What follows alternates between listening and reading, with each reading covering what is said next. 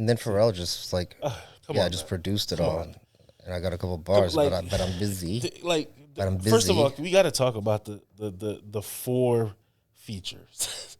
The 4 features. Tyler did no weird shit. Tyler actually matched the energy. No, I'm gonna make this all weird now. Yeah, he actually sounded like an old school rapper. I sat there and I was like, "This isn't Tyler."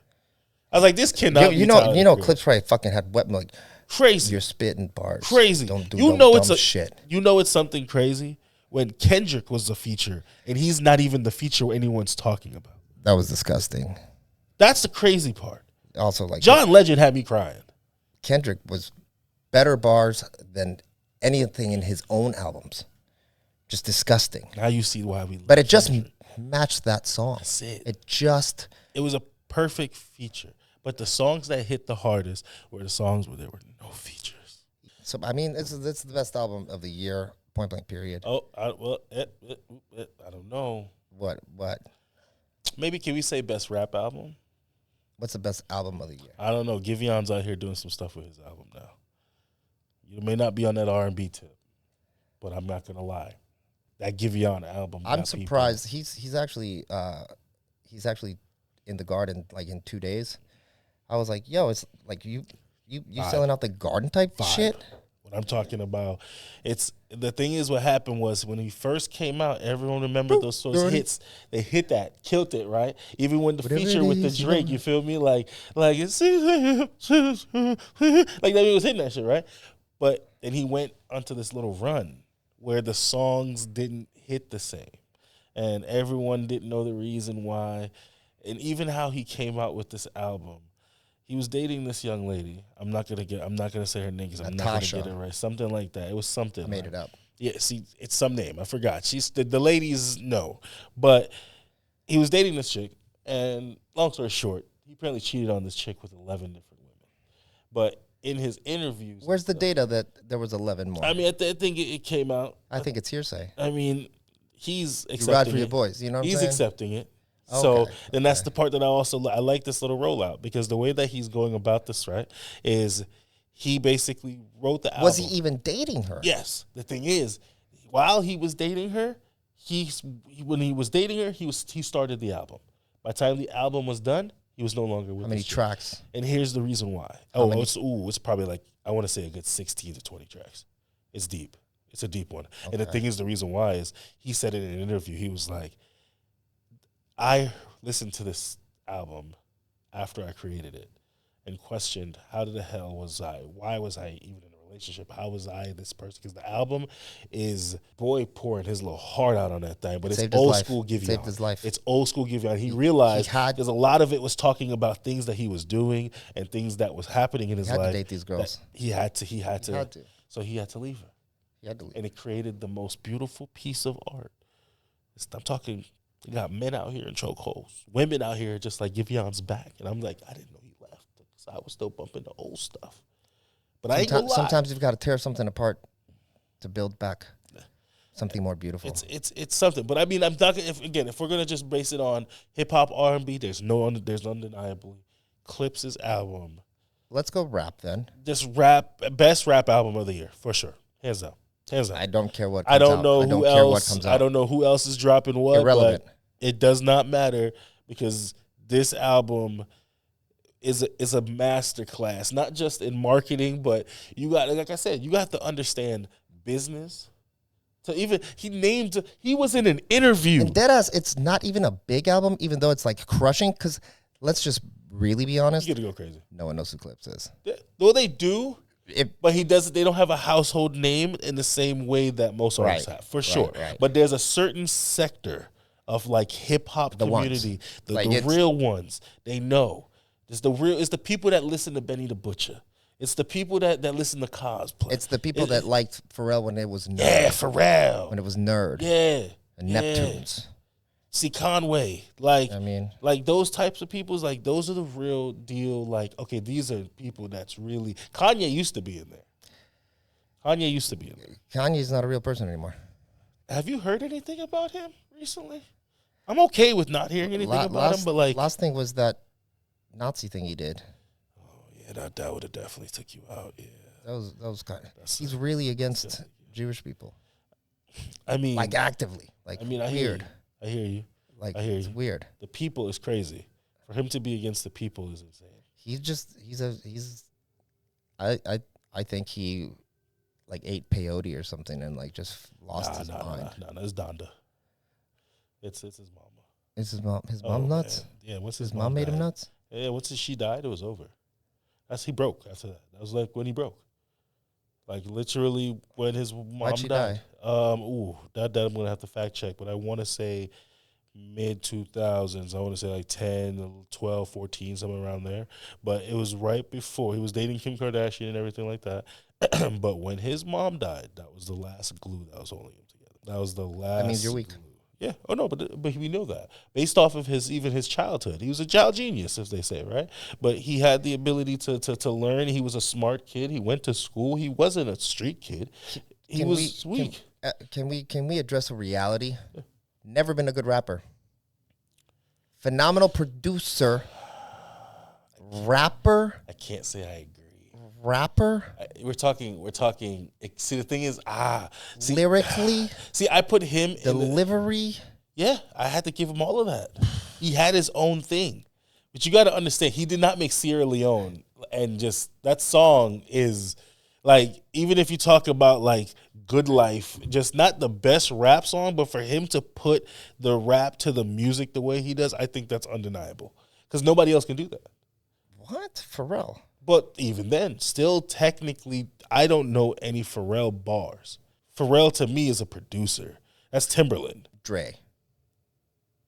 It's Timberland. You know what I'm saying? He's still in that same realm to me. Producers are mid rappers.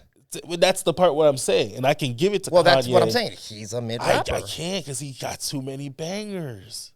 We got too many bangers that he's the rapper on. It was but him rapping. Listen.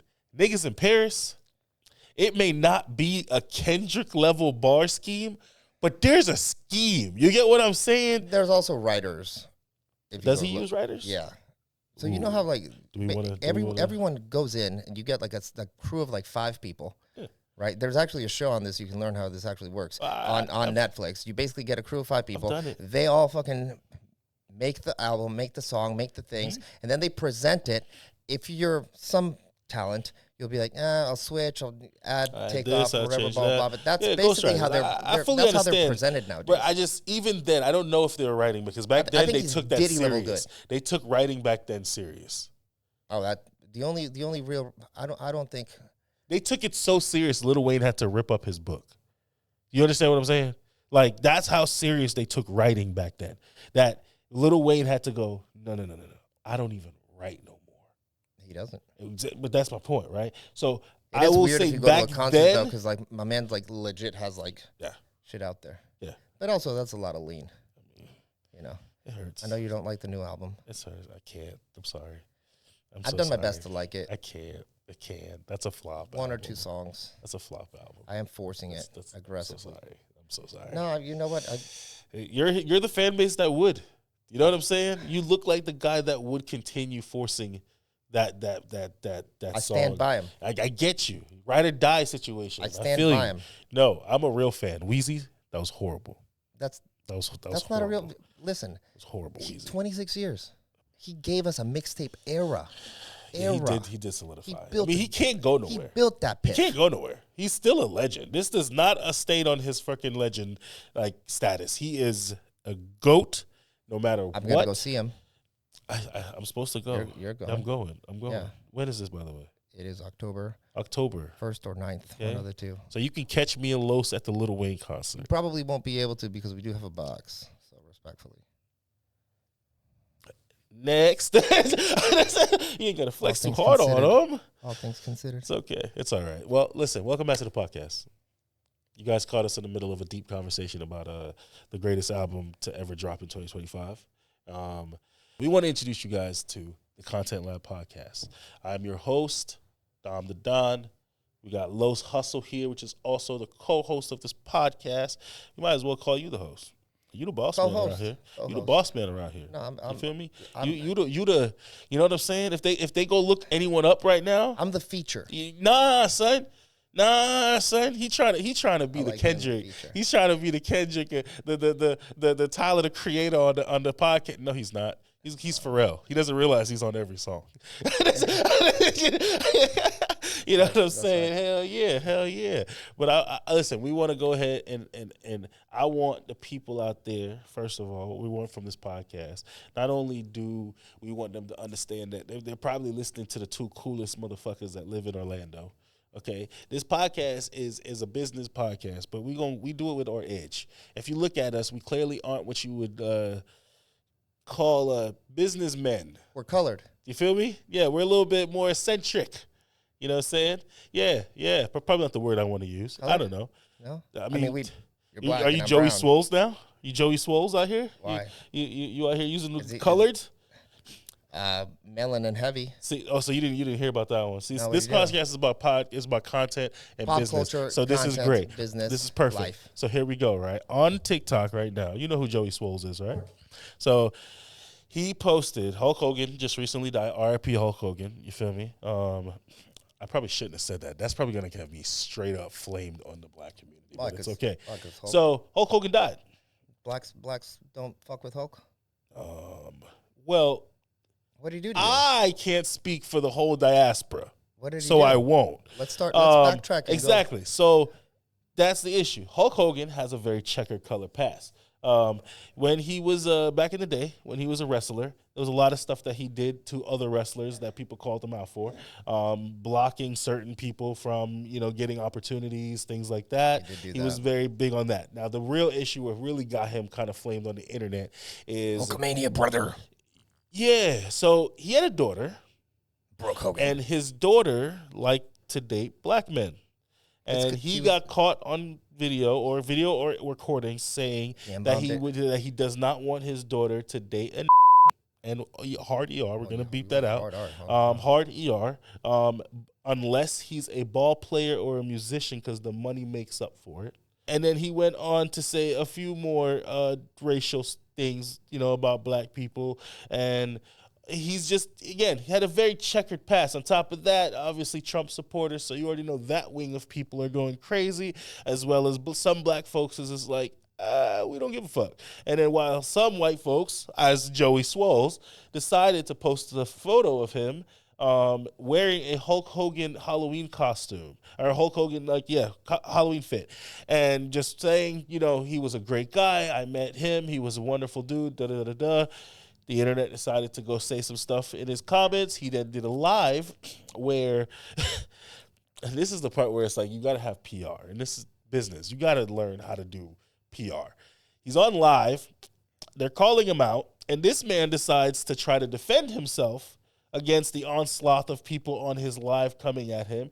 And he's like, first of all, the person that I met is a cool guy. You know what I'm saying? He was nice to me. So, all that, I can't say anything against, what? He's like, and plus, if you're going to come for me, you have to come for all the colored people. And he said the colored people, and then said black people afterwards. So it's just like, you didn't need to say it. All the other colors are involved, and then separately black. Yeah, he goes. You have to go for all the other colored people and black and people of color, or like something like that. But basically, just started with the word colored. He just came out with the colored people, and so all of the response videos on that is black folks just pausing it right then and just going colored. in good old 2025, you're using the word This might color. be good. We might have to chop this part out. But have you heard of nigga fatigue? Yes. No, this can stay in there. It's a part of content. This is a thing. So here we go. Let's look at the clips first. For sure. Listen, we'll definitely only keep it on TikTok. I love it because it's like dead ass, like real, but it's black people going after. So I will say, I'm going to bring in, obviously, my take on this from the black community.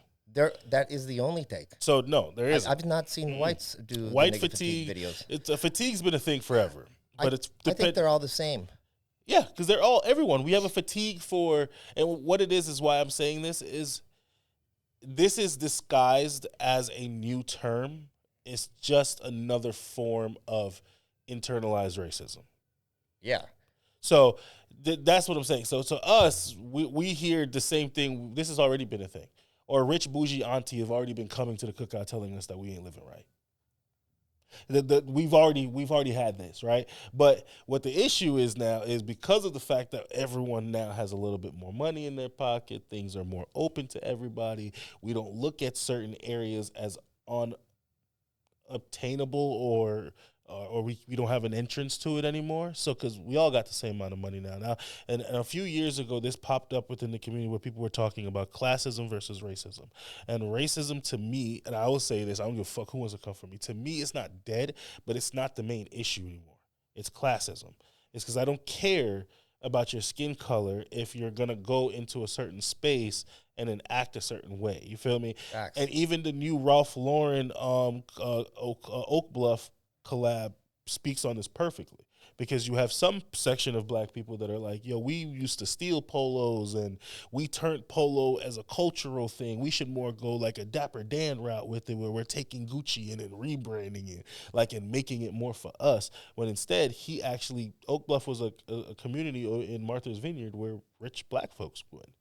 Why would they not lean towards higher, you know what I'm saying, like dandyism? Realistically, we started dandyism. That came out of Africa. So at the end of the day, like, why are we not leaning onto that side? Is because it's just how this place that we live in is so fractured, and it's kind of internalized racism where your auntie feels like she's better than you just because of the fact she lives in that community now. And it's again on both ends though, because now they're thinking the glass half empty because they're going, oh, look at your bougie ass, while the other one's going, I'm trying to get y'all out of this mindset. Like, if we can just elevate and just, then we're good. So it's a weird thing that we've dealt with in the community, but now people are dealing with it because you're on cruise ships and you're on the places where other races are now witnessing a level of black that they have never seen before. They've never seen it. This is the same type of fatigue they had when we started trying to have jobs and shit. It's the same type of fatigue they had when we was trying to get into their schools. I think it's just now it's just weird. It's a little worse. Because all the videos I've watched, just black people talking shit about black people. But I think it just means, what I think nigga fatigue is just ghetto humans. Spics, freaking Hicks, and hard R's, they're the same thing.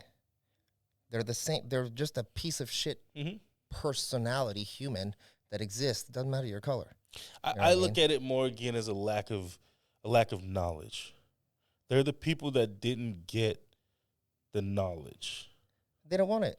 It's not about, it's yes and no. I don't think it's a color thing. I think it's like it's again across the board. Yes. But the thing is, once you have interactions with these people, and luckily I've been blessed enough to have interactions with many of those exact same types of people because of my background, right? I've met them. You know what I mean? Do I correlate with what they got going on? No. But I get it. It's like having conversations with them. They're literally saying things that show me that they've never been in the rooms that we've been in. They've never read the books that we've read. They've never have the podcast running that we have.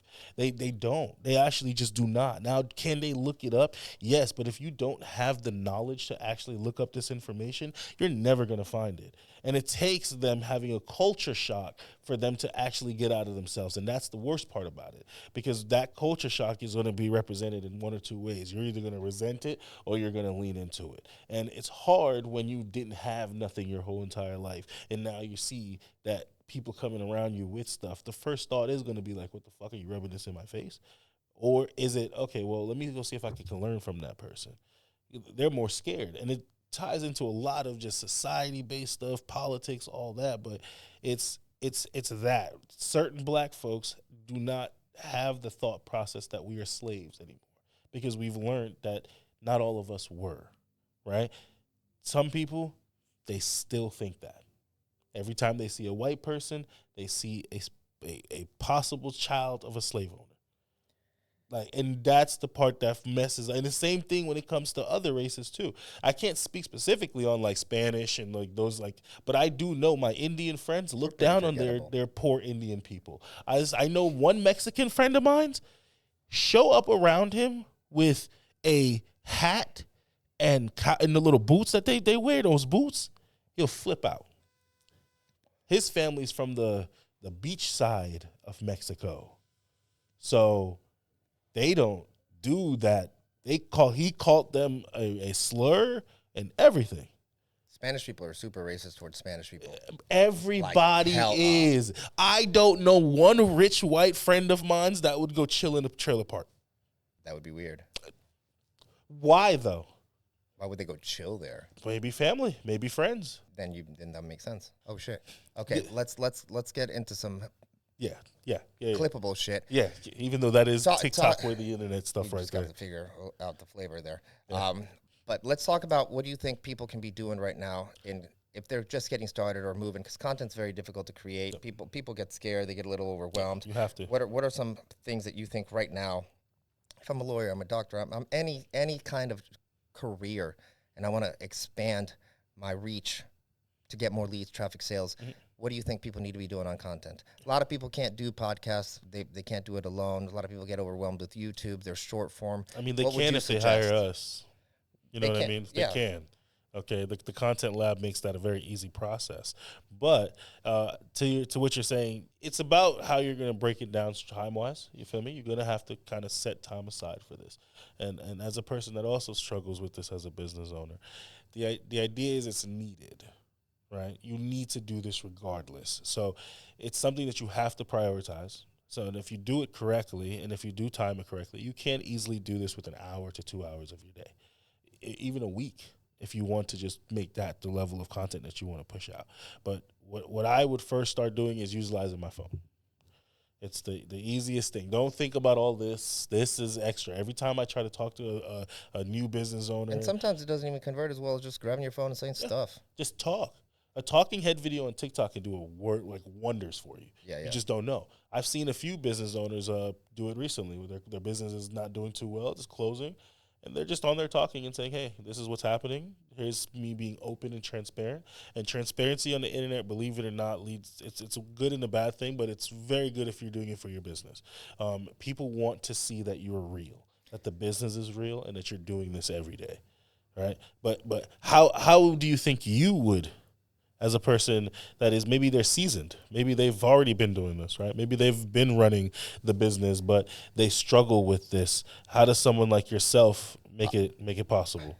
I would say, first off, I think we should do a segment moving forward called like new shit, or like things that are popping, and like go through new videos that we like that I send you and stuff like that. We can start a group chat, be like, yo, check out why these videos are popping, and like we can like clip them and stuff. But in regards to that, I think that people don't look at it as a business. They look at it with the expectation of like, yo, I made videos, like no one's watching it. None of us are important. Dead ass. None of us, even the guru, none of us matter until it matters. And so consistency is the number one thing, and giving yourself the right time horizon for success. If you're like, yo, I've been doing this for like a year, half here and there, off and on. Nah, like, treat it like you would if you bought a franchise. You'd be in debt having to make it work. Treat it like you would if you went to school. Like, you have to finish the whole thing, right? Like, you don't finish school and go, well, I have a job. Then you experience like life and still have to keep moving, right? So this is a business. It's sometimes uncomfortable. It's sometimes not rewarding. But the more you do it and you give yourself the real time horizon, it will compound, and it's undeniable that it will succeed if you give it the right time and the right effort, and you invest into it whenever you can. And when you can't, just be consistent, because you're still investing your time, effort, and energy. I have a post on Instagram. I say entrepreneurship teaches you gives you one or two things: experience or money. You're either going to make a lot of money from what you do, or you're going to learn from a lot of your mistakes. Right, and I'm big on failing early and fast. That's the only way to understand how to do things. You have to. Most of everything is failing, and most of everything is not doing what you did to fail, trying again, and keeping the ball moving. Success is just failure so many times until you finally got it right. That's right. That's all success is. Yeah. So if you just keep trying to push at it, keep grinding at it every single day, and again, it's not easy. We're not saying this as if like you're gonna wake up tomorrow But nothing's easy. Yeah, but that's my point. A regular job's not easy. Being a parent's not easy. Getting in shape's not easy. Like, nothing is easy. So just suck it up and live. Yeah. Stop being a bitch. That's the main part. You know, like, listen to the do clips more out. work. Don't get cussed out by somebody real quick. You know what I'm saying? Get you a cold shower, put on clips, jump around a little bit. Do a little push-up or two. You know, get your body right. Come on. Get your mind right. Once you get that right, I guarantee your business. Use AI. Right. Just do better for yourself, for the love of God. We're touching on that on the next topic. That is the next topic. I do got to bounce. Yeah, that is the next see you topic. on Thursday. Come on now. I could see you tomorrow, too. I'm going to hit you guys. I'm excited about this. It's going to be a vibe. Listen, this is our shoot. Stay tuned. It's going to be consistent. This is it.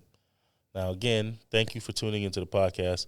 This is the Content Lab podcast. If you guys want to have a personal one-on-one with Los, Mr. Marketing Guru over here, private equity god, you feel me? Go ahead. Link will be in the bio. You can go ahead and schedule a little call for him. If you ever want to shoot content in the Orlando area, I'm your guy. You'll just have also DM us a link. the word LOS. It stands for leverage our system. Keep it easy. Come on, baby. That's a phone call we got. Come on. Got to bounce. That's it. You heard? Thank you. It's the Content Lab podcast.